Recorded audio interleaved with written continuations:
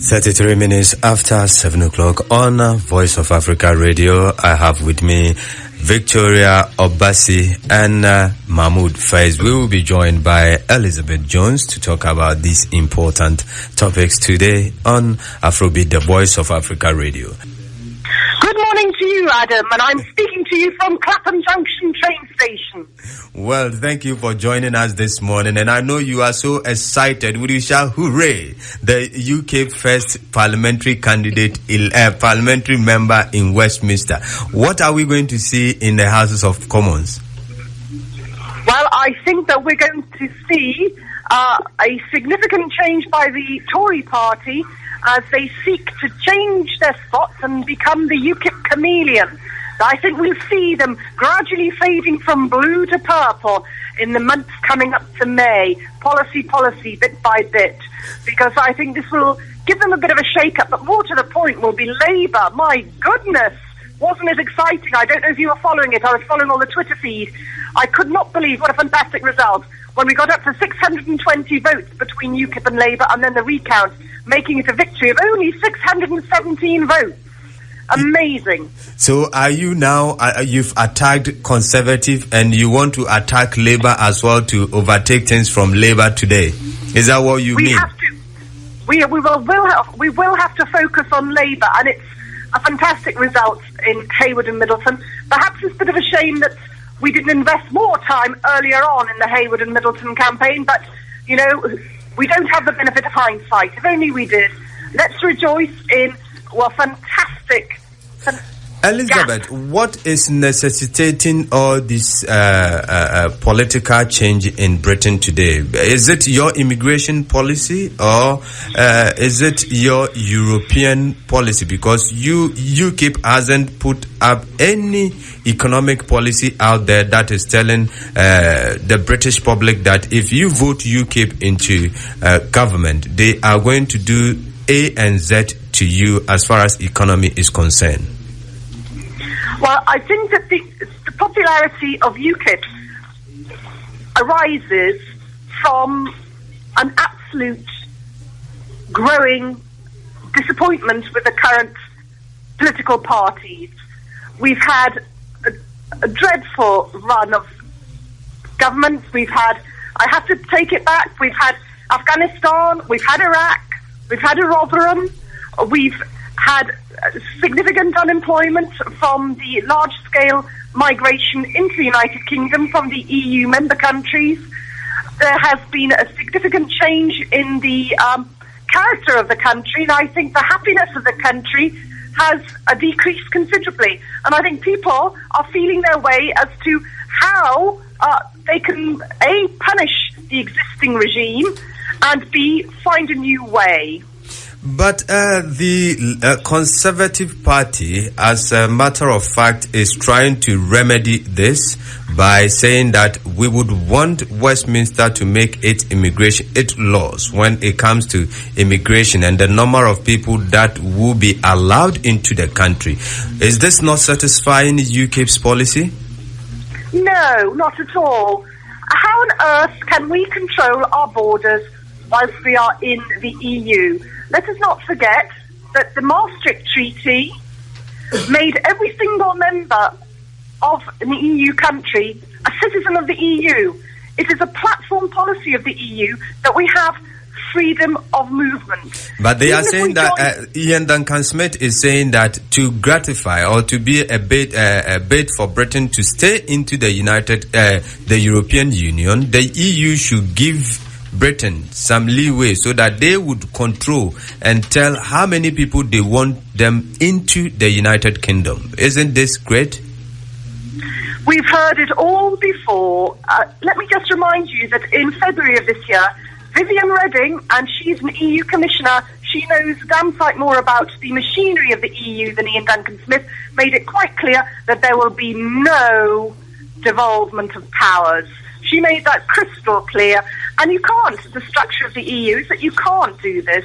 And I think that it's misleading of the Tories to suggest that this is a possibility.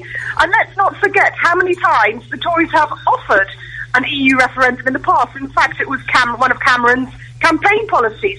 The minute he got in, forgot about it. Then we had the private members bill, which came from the Nicky Sinclair petition. Oh, he voted against that. And then we had the EU referendum bill from James Wharton. Lo and behold, the House of Lords thwarted that. No one believes them anymore. We've had enough. Just more lies to keep in power. Well, the Conservative chair, Mr. Sharp, has stated that winning of Clacton by-election is a wake-up call to Conservative. And I think Labour as well should also think of it and do something to stop UKIP winning the Dartford seat.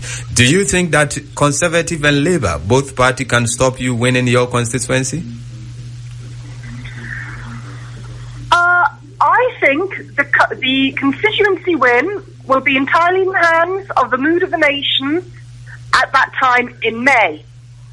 Labour is, I say, completely out of touch. It's very dated. It's very 60s hippie political correctness, multiculturalism. These are dead. These do not attract the electorate. That era is over. We're moving into a sea change now. I'm sure that Labour and Conservatives will throw the kitchen sink at their marginal seats. But, as you've seen in Hayward and Middleton, they made all the effort in the world, may not reap the victory they seek. The changes, we're going through change. Things are happening. It's like the fall of the Berlin Wall. Is this a fight on multiculturalism? Is that what you meant? No, when it's partly that, but I mean, it's how you define multiculturalism. It's also about the issue of political correctness, about, as I say, supporting a border-free, having the idea of no borders, the idea of that every culture is equally successful, that every culture is equally relevant in the 21st century as we're moving toward the the IT age, where we have extreme freedom of information. All right. So, they're behind the beat. I think the major parties now are behind the bell curve. They're out of fashion. Well, Faiz is here. Hold on. Faiz, is this a fight on multiculturalism, as I asked Elizabeth, their policy, winning them vote? Are you also going to go against multiculturalism? Right, first of all, can I congratulate the UK party? I mean, obviously, we're all opposites to our policies, but where due respect is, it should be due respect, not only here, but against, yes. And really, it goes earlier to what I was saying about the British public being fed up with what's called tribal politics. How about putting the British people first? And that's what this is. This is what that. And this is why I think the second, are we against no, we're not against multiculturalism. This country has great values. Multiculturalism have brought great values to it. Look at our NHS, our transport, how much difference the immigrants have made. UKIP will tell you that the NHS is under strain because of the amount of foreign people. Absolute rubbish. The NHS is what it is because of the foreign people. So if because of the foreign people, why are the foreigners not voting and proving UKIP wrong, Victoria Obasi?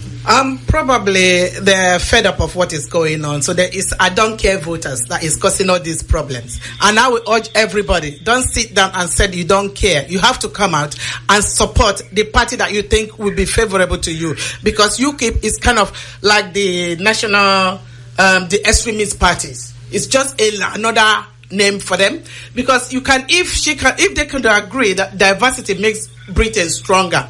Diversity makes Britain stronger, because with all this immigration problem that they are causing, it's not really from the ethnic minority or anybody else. Okay, majority of the minority people work very hard. They work very hard. They contribute to the taxpayers that they're giving them welfare benefit. They contribute a lot in NHS. They contribute a lot in the transport system. The infrastructure in this country was done by people that come from abroad. People that come from Africa, Caribbeans, all of them. Elizabeth, okay? You heard Victoria saying that maybe UKIP is the other side of the political divide, the extreme side, which she equated to that of the EDF or that of the BNP. Well, I think that's a rather, I think she's completely wrong. I'd like to just make crystal clear, when we say multiculturalism, What we are referring to is the idea that migrants can seclude themselves from mainstream society, can withdraw, retain their own legal systems insofar as that's possible, and not partake and join in with the overarching British society. Multiculturalism means an atomization of this country, whereas we oppose that. What we say is there should be one law for all, opportunity for all, same education, access for all. That's the difference, with the overarching society being the current secular British society. So therefore, and I think we all agree with that. If that is the definition of multiculturalism, then we are all the same people, because everybody has integrated all ethnic minorities. Integration in Britain is wonderful, is great. Don't you agree with me? Exactly. It's very, yes. And may long that continue under the overarching approach of a secular, open-minded, forward-thinking society. Well, let's look one at law for all. Let's look at Mr. Clegg saying that if David Cameron would want to have another coalition, then he should ignore his act of he's saying that he is going to pull out from any European Court of Human Rights. Do you think that Mr. Cameron would have the guts to go out of the ruling of European High Court, European rulings? Do I think I don't think that he is able to actually withdraw from the European Court of Justice and the European Court of Human Rights. I don't think that's possible whilst we have ongoing EU membership. I understand that that's one of the platform policies. So what he's saying, I think, is misleading, and he needs to check the law of that. I think it might have been the Maastricht Treaty, but it was certainly it came from the European Communities Act in 1972. We are subject to acquis communautaire. Basically, we are subservient to the EU laws. I do not believe for one moment that David Cameron will do that. I do not believe for one moment that David Cameron is actually legally capable of doing that. However, that said, it was very interesting to see the response of the law lords to the Jeremy Bamber European Court of Human Justice ruling, whereby the European Court of Human Justice said that there can be no life sentence without a parole break. And if you remember, the killers of Lee Rigby had their sentencing adjourned whilst the British law lords had to decide whether to accept that or not. And the British law lords, to their credit, said, no, we don't accept that. We believe that this crime is of such severity, life means life. Well, so I think perhaps we may be safe in the hands of the law lords, but I certainly don't feel safe in the hands of David Cameron. Well, Fahad, now that Conservative, the UKIP is saying that if any attempt made by the Conservative, your coalition partners, in regards to the European Court of Justice, then they must reconsider their decision or you pull out. Do you believe that if Mr. Cameron says, yes, today we've agreed some terms that all laws and justices will be dispensed in England, ignoring that of the Brussels, would you walk out of the coalition? First of all, I'm not Nick Clegg, so I can't speak for him. First of all, we need to understand this. And I'm going to correct Victoria if she doesn't mind. It wasn't brought by conservative ministers. It was actually brought in the idea by Winston Churchill. So the Conservative Tory party, Winston Churchill, one of the great leaders they look up to, is actually the one who brought in. So as you had the colours of the Tories and the Labour Party are changing if they need to dilute the voter. What David Cameron is actually saying to every citizen of Great Britain is that you will have no rights. There is no act in law in Britain that gives any rights to any British citizen. So if you take this away, you're not taking anything away from the Liberal Party, you're taking everything away from every citizen of this country. You will have no rights whatsoever because there is nothing written in law that protects the citizen of Britain. This isn't a fight for the Liberal Party. This is a fight for common sense to protect democracy in this country. Before I go to Elizabeth, Victoria, how do you think that Britain, under this straight jacket being worn in the European Union, can Mr. Cameron said today that we want to negotiate for this justice, that Britain should dispense justice in the shores of Britain but not follow Brussels? I think abandoning the European Convention on Human Rights will undermine human rights here in the UK and weaken our ability to lecture other countries, about human rights laws. So we cannot be here telling we are going to leave human rights laws and then going to Afghanistan and other areas where there's war and then telling them that what they're doing is wrong. We won't be able to do that. Elizabeth, do we undermine human rights when we leave European Human Rights Court of Justice? I think that is the gravest insult to this country's illustrious legal history. This country has had an extraordinary history of generosity, liberalism, concern for the underdog, and this all happened before 1973, before we entered the EEC. Well, it was the EEC then, of course, now the EU. So we do not need this. We have the common law, we have case law, we have an extensive history of human rights protection. We have the Magna Carta, the 1688 Bill of Rights. We have great princes such as Howell Var, the Welsh prince who introduced very liberal laws, banning the whole concept of illegitimacy. We don't need it. I accept that the European countries need it because most of those are dictatorships. We had Germany under Hitler, we had Portugal under Salazar, we had Spain under Franco, we had Greece under the We can go on and on and on. But Mahmoud is saying that if we leave the European Human Rights Court of Justice, that means there will not be protection for the British citizenry. What is your take on that? I think that's absolute tosh. There's more than ample protection for the British citizen here.